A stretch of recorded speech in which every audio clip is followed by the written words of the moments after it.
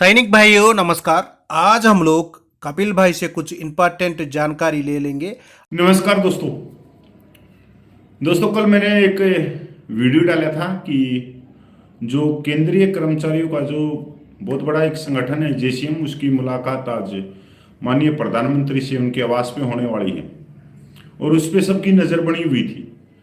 तो अभी जो खबर आई है उस खबर से पता चल रहा है कि एक तो जो मांग है कि केंद्र सरकार के जो कर्मचारी थे डिफेंस को छोड़ के, जो सिविलियन थे, कि ओल्ड पेंशन स्कीम को दोबारा से लागू किया जाए। सरकार ने उस मांग को मंजूर कर लिया है। ये सबसे बड़ी बात है।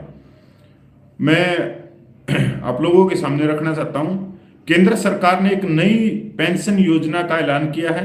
इसका नाम यूनिफाइड पेंशन स्कीम यूपीएस होगा। इस योजना के तहत यदि किसी कर्मचारी ने न्यूनतम 25 साल तक काम किया है तो उसे रिटायरमेंट के पहले नौकरी के आखिरी 12 महीने के बेसिक पे का 50% पेंशन के रूप में मिलेगा। अगर किसी पेंशन भोगी को मृत्यु हो जाती है तो उसके परिवार को कर्मचारी की मृत्यु के वक्त तक मिलने वाली पेंशन का 60% परिवार को मिलेगा। अगर कोई 10 साल बाद नौकरी छोड़ देता है तो 10,000 रुपये प्रति माह पेंशन मिलेगी। कैसी लगी आपको यह योजना, ये तो आप ही बता सकते हो कि जो आज कैबिनेट ने मंजूरी दी इसको। अभी इसके अंदर 8वां वेतन आयोग और 18 महीने का जो डीए है जिसका एरियर है उसके ऊपर अभी तक कोई खबर आई नहीं है। मैंने अभी सर्च भी किया था, सारी चीजें की थी, उन पे नहीं आई। ये सिर्फ ओल्ड पेंशन स्कीम को इन्होंने दूसरा रूप देके यूनिफाइड पेंशन स्कीम यूपीएस के नाम से अभी लॉन्च कर दिया है भारत सरकार ने। और अब ओल्ड पेंशन स्कीम लास्ट वेतन का 50% जो पेंशन के रूप में मिलेगी, उसकी एक शर्त है कि 25 साल की नौकरी होनी चाहिए। ऐसा ही रूल स्वर्गीय इंदिरा गांधी जी ने 1973 में बनाया था कि अगर किसी को 50% पेंशन मिलेगी तो 33 साल की सर्विस करनी पड़ेगी। कम से कम ये थोड़ा सा कम लेके आए, 8 साल कम लेके आए। उसके बाद में 2006 के पे कमीशन में फिर वापसी कांग्रेस सरकार ने ही 50% करी, मतलब 50% लास्ट बेसिक पेंशन का 50% करी। उससे पहले 1973 से लेके 2006 के बीच में जितने भी जो सैनिक रिटायरमेंट आए हैं, खासकर सिपाही से हवलदार, जो 15 साल में, 17 साल में, 18 साल में, तो उनकी जो पेंशन बनती थी वो बनती थी 34%, 36%, 38%, 40% बस लास्ट में। और 2006 में फिर पे कमीशन में जो भी लगे हैं उनको 50% कर दिया, पर पिछले वालों के लिए कोई 50% नहीं कही। तो 2016 में 568 सर्कुलर निकला था, आपको याद हो तो उसके हवाले से 568 सर्कुलर के हवाले से जितने भी 2006 से पहले रिटायरमेंट थे और जिनकी पेंशन 50% नहीं थी उनकी पेंशन 50% की गई थी। अब इसमें पहले अगर इसमें नुकसान भी बहुत है।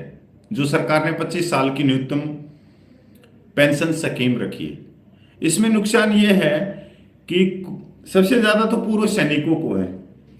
अगर कोई पूर्व सैनिक 35 साल की उम्र में रिटायरमेंट आ भी जाता है तो वो 25 साल की नौकरी पूरी नहीं कर पाता, क्योंकि 98 में वो 58 साल में 98 में नहीं सॉरी 58 साल में वो रिटायरमेंट आ जाता है।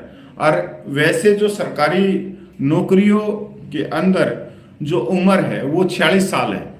और किसके लिए है ये एससी बीसी इस वर्ग के लिए है, और जो विकलांग जो डिसेबिलिटी सोल्जर है उनके लिए है, या आम आदमी है उनके लिए।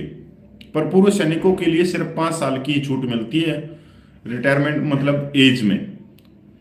अगर कोई 42 साल में आ गया तो उसको 5 साल की छूट मिलेगी, 47 साल होगी तो 47 और 58 आप देख सकते हो, तो उसको तो इसका लाभ नहीं मिलेगा। और बहुत सारे जो सिविल के कर्मचारी हैं जिनको मान लो किसी को टीचर की नौकरी मिली है या दूसरे विभाग में नौकरी मिली है 45 या 46 साल की उम्र में, तो उसको भी इसका ज़्यादा लाभ नहीं मिलेगा, क्योंकि उसकी ज़्यादा जो सर्विस होगी वो 13-14 साल ही उसकी सर्विस बैठेगी।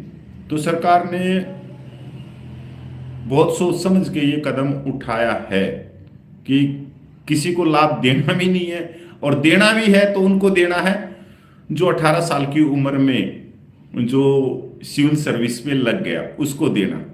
अगर कोई 42-45 साल की उम्र में लगा है तो उसकी 25 साल की वो नौकरी कर नहीं पाएगा, क्योंकि सिविल नौकरियों में 45 साल तक की उम्र है, खासकर SC ST जो डिसेबिलिटी पर्सन है उनके लिए। तो पता नहीं सरकार क्या गेम खेल रही है क्या नहीं खेल रही है, पर इसमें एक चीज अच्छी है कि अगर कोई 10 साल बाद नौकरी छोड़ेगा उसको 10,000 रुपये प्रति माह पेंशन मिलेगी। ये अच्छी है, यह अलग स्कीम आई है और अच्छी है, क्योंकि हम तो सैनिक हैं, हमारे बहुत साथियों ने 11 साल की 12 साल की नौकरी में वहां से डिस्चार्ज लिया और सिविल की नौकरी उन्होंने की है। कोई दिल्ली पुलिस में लग गया, कोई हरियाणा पुलिस में लग गया, कोई दूसरी पुलिस में लग गया, टीचर बन गया, कुछ भी बन गया, पर उनको वहां की पेंशन का कोई लाभ नहीं मिलता। अगर ये डिफेंस में भी ये लागू होती है 10 साल की नौकरी के बाद में उसको 10,000 कम से कम पेंशन देंगे, तो ये बहुत स्वागत योग्य कदम है भारत सरकार का। अब इसकी जो पॉलिसियां आएंगी उसके बाद में ही पता लगेगा कि आखिर में ये मैटर है क्या। तो अब सरकारी कर्मचारियों को भी ओल्ड पेंशन मिलेगी, पर शर्त यह है कि उनकी नौकरी 25 साल होनी चाहिए, और 25 साल उसी की नौकरी होगी जो 18, 20, 22 साल की उम्र में जो सीधे नौकरी लगा है। अगर कोई 45-46 साल की आयु में नौकरी लगा तो उसकी 25 साल नौकरी नहीं होती, तो उसको फिर ये 10,000 रुपये ही पेंशन मिलेगी 10 साल की नौकरी के बाद। दूसरी बात यह है कि 8वां वेतन आयोग और 18 महीने का जो DA का एरियर है जो कोरोना वायरस में सीज किया गया था उसके ऊपर कोई खबर नहीं है। इसके ऊपर पूरी नज़र थी आज मेरी कि आज कुछ ना कुछ सरकार लेके आएगी। और देखो एक चीज़, सरकार ने ये योजना लागू जो करी है यूनिफाइड पेंशन स्कीम UPS, मतलब पुरानी तो नहीं कह सकता मैं इसको कि पुरानी ही पेंशन लागू कर दी, पर इसको तोड़ मरोड़ के लागू किया है। तो सरकार ने पहले ही इसको बना लिया था या इसको लागू करने की तारीख भी रख ली थी, और उसी हिसाब से सरकार ने जो केंद्र सरकार के जो कर्मचारी उनको साधने की कोशिश की, उनको न्योता दिया था आज का मीटिंग करने का। नहीं तो सरकार ने पिछले 10 साल में किसी भी केंद्र सरकार के संगठन से बात नहीं करी है। तो ये भी इनकी एक राजनीतिक रणनीति होगी, तो आने वाले समय में पता लगेगा। वैसे तो कल 1-2 दिन में पता ही लग जाएगा कि इसका क्या नोटिफिकेशन है, क्या भारत सरकार ने मंजूर किया है, क्या नहीं किया है, तो कल पूरी बातें साफ हो जाएंगी। जय हिंद, वंदे मातरम, जय भारत।